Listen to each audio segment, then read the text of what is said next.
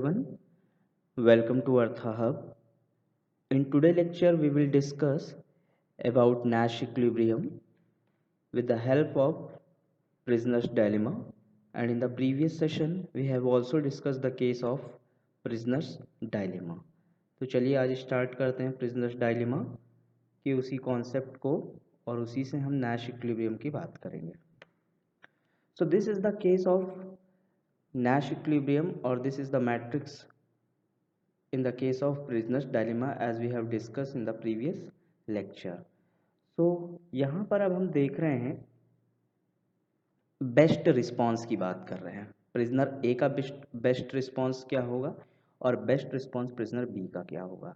B R A denote करता है best response prisoner ए का और बी आर बी ये डिनोट करता है बेस्ट रिस्पांस प्रिजनर बी का.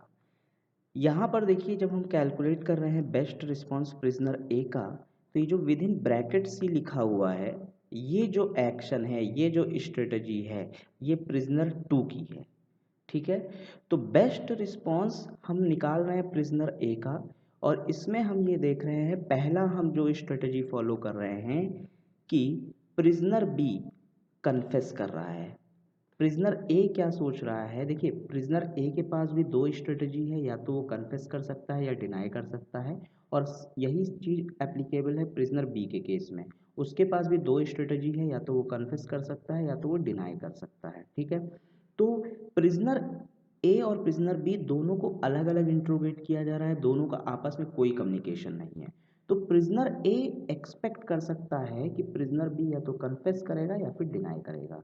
तो जब हम बेस्ट रिस्पांस प्रिजनर ए का कैलकुलेट कर रहे हैं, तो प्रिजनर ए ये सोच रहा है कि प्रिजनर बी कन्फेस कर रहा है.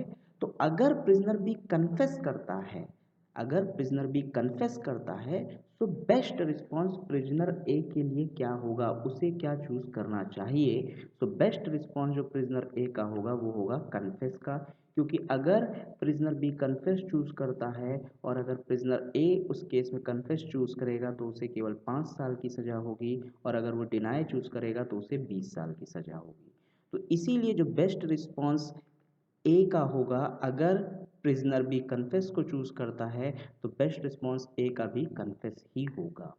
दूसरा केस है बेस्ट रिस्पांस ए का अगर प्रिजनर बी क्या चूज करता है, डिनाई. ये जो ब्रैकेट के अंदर ये जो आपको डी दिख रहा है, ये डिनाई है, ये स्ट्रेटेजी जो है वो प्रिजनर बी की है. ठीक है, तो प्रिजनर बी कौन सी स्ट्रेटेजी को फॉलो कर रहा है, डिनाई. तो प्रिजनर बी अगर डिनाई स्ट्रेटेजी को फॉलो कर रहा है, तो बेस्ट रिस्पांस प्रिजनर ए का होगा कि प्रिजनर ए कन्फेस स्ट्रेटेजी को फॉलो करे. कैसे, उसको अब हम समझते हैं. देखिए, अगर प्रिजनर बी डिनाई स्ट्रेटेजी को फॉलो कर रहा है, ठीक है, अगर प्रिजनर बी डिनाई स्ट्रेटेजी को फॉलो कर रहा है, तो प्रिजनर ए अगर कन्फेस स्ट्रेटेजी को फॉलो करेगा तो उसे छोड़ दिया जाएगा, उसे जेल नहीं जाना पड़ेगा. लेकिन अगर प्रिजनर ए डिनाई स्ट्रेटेजी को फॉलो करेगा तो उसे जेल जाना पड़ेगा 1 साल के लिए. तो दोनों ही केसेस में प्रिजनर ए के लिए क्या बेस्ट है कि वो कन्फेस स्ट्रेटेजी को चूज करे. तो इसीलिए यहाँ पर जो बेस्ट रिस्पांस ए का है वो क्या है, दोनों ही केसेस में अगर प्रिजनर ए कन्फेस चूज करता है तब भी बेस्ट रिस्पांस प्रिजनर ए का कन्फेस होगा, और अगर प्रिजनर बी डिनाई चूज करता है तब भी बेस्ट रिस्पांस जो प्रिजनर ए का होगा वो भी कन्फेस ही होगा.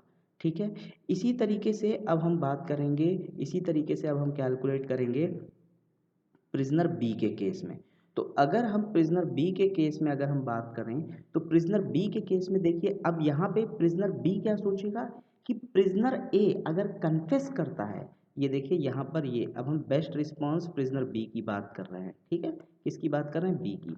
तो जो बी की बात कर रहे हैं, तो ये जो विद इन ब्रैकेट सी लिखा हुआ है ये क्या है, ये किसकी स्ट्रेटेजी होगी, ये प्रिजनर ए की स्ट्रेटेजी होगी. मतलब जो प्रिजनर बी है वो दोनों तरह से सोच रहा है कि अगर प्रिजनर ए कन्फेस करेगा तो प्रिजनर बी को क्या चूज करना चाहिए, और अगर प्रिजनर ए डिनाई करेगा तो प्रिजनर बी को क्या चूज करना चाहिए. तो प्रिजनर बी देख रहा है कि अगर प्रिजनर ए कन्फेस को चूज करता है तो प्रिजनर बी भी कन्फेस को चूज करेगा, क्योंकि अगर प्रिजनर बी कन्फेस को चूज करेगा तो उसे 5 साल की सजा होगी. ठीक है, अगर प्रिजनर बी डिनाई चूज कर लेता तो उसे 20 साल की सजा होगी. तो बेस्ट रिस्पॉन्स प्रिजनर बी का क्या होगा, कन्फेस होगा अगर प्रिजनर ए कन्फेस स्ट्रेटेजी को फॉलो करता है।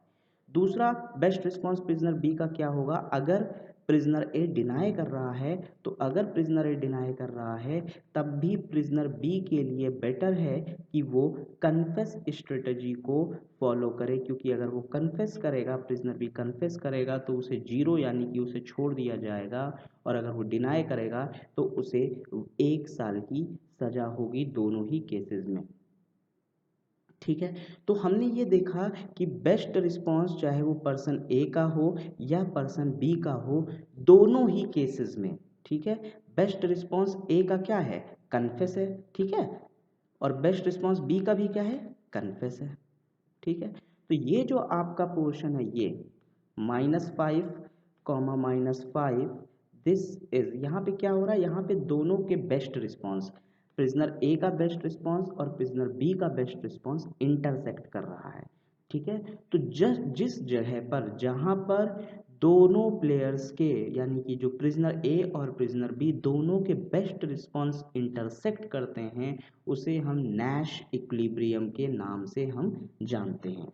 So that means in this prisoner's dilemma case, confess it is a strategy that is a Nash equilibrium, जो हमारा मेन कॉन्सेप्ट था गेम थ्योरी में, जो हम इस लेक्चर में डिस्कस कर रहे थे। तो ये जो -3 है, यानी कि प्रिजनर ए भी कन्फेस करेगा और प्रिजनर बी भी कन्फेस करेगा, तो इस पर्टिकुलर पॉइंट पर बेस्ट रिस्पॉन्स इंटरसेक्ट कर रहे हैं। बेस्ट रिस्पॉन्स इंटरसेक्ट कर रहे हैं मतलब कि प्रिजनर ए का भी बेस्ट रिस्पॉन्स कन्फेस ही होगा और प्रिजनर बी का भी बेस्ट रिस्पॉन्स कन्फेस होगा।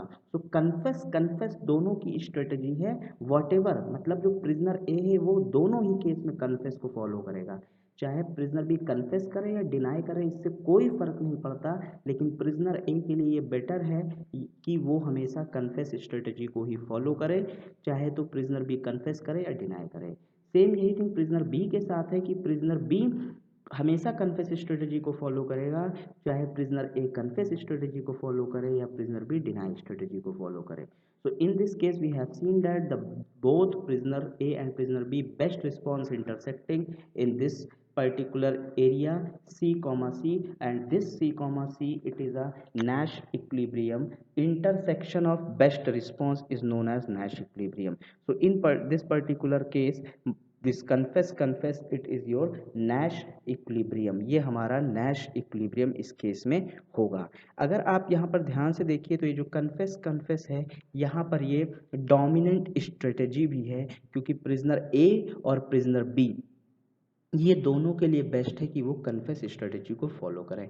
ये मोस्ट इंपॉर्टेंट कॉन्सेप्ट है, बहुत से कॉम्पिटिटिव एग्जाम्स में पूछा जाता है, चाहे आप किसी भी इकोनॉमिक्स एंट्रेंस एग्ज़ाम की बात कर लें, चाहे यूजीसी नेट की बात करें, चाहे आप जेएनयू के एंट्रेंस की बात करें, हैदराबाद यूनिवर्सिटी की बात करें, या फिर जितने भी एंट्रेंस एग्ज़ाम हैं उसमें गेम थ्योरी का बहुत ही फेमस कॉन्सेप्ट है नैश इक्विलिब्रियम, और उसके रिगार्डिंग बहुत से क्वेश्चंस आते हैं जो आपको इजीली कैलकुलेट हो जाएगा अगर आप इस लेक्चर को या इससे प्रीवियस वीडियो को अगर आप रेगुलर कंटिन्यू देखते हैं, तो आपके लिए इजी गोइंग सॉल्व होगा। सो ध्यान रखिए, जो बेस्ट रिस्पॉन्स है जहाँ वो इंटरसेक्ट होता है उसे हम नैश इक्विलिब्रियम के नाम से जानते हैं।